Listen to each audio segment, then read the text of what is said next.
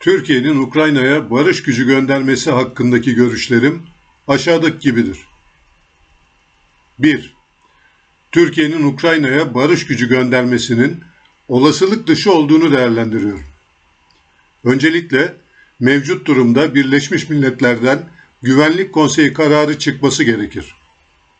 Bu çerçevede Amerika Birleşik Devletleri ve Rusya'nın son Birleşmiş Milletler Güvenlik Konseyi'nin Ukrayna kararı oylamasında gördüğümüz üzere birlikte hareket ettiğini görüyoruz. Rusya, Türkiye'nin içinde olacağı böyle bir karara onay vermez.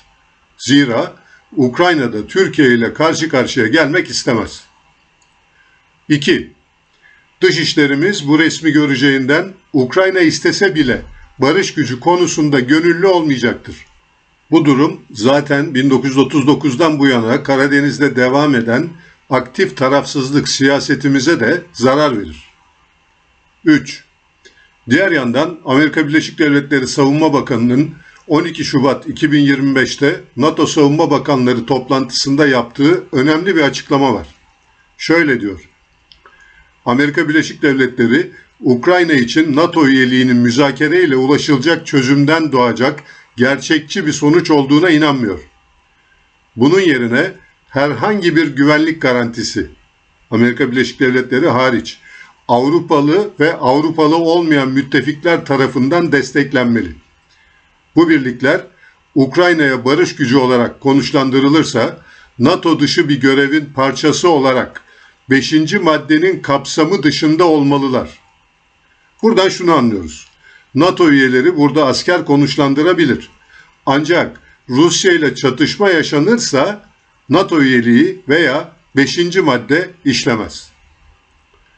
4.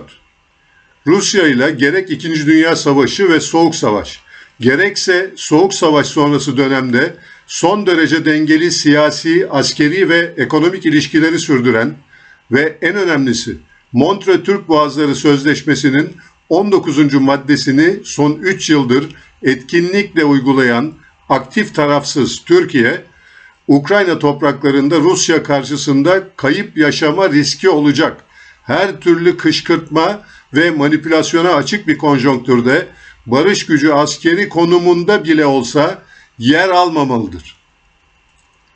5. Böylesi bir karar Rusya tarafından dostane bir karar olarak değerlendirilmez. Bu durum gerek 2022 İstanbul Ateşkes görüşmelerine, gerekse tahıl koridoru görüşmelerine ev sahipliği ve arabuluculuk yapan Ankara'nın güvenilirliğine zarar verir.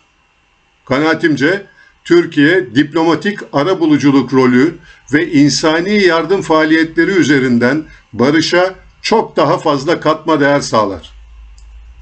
Cem Gürdeniz. Rehberimiz ufuklara koşuyoruz. Yüreğimiz bayrak açtı, yarlara uçuyoruz.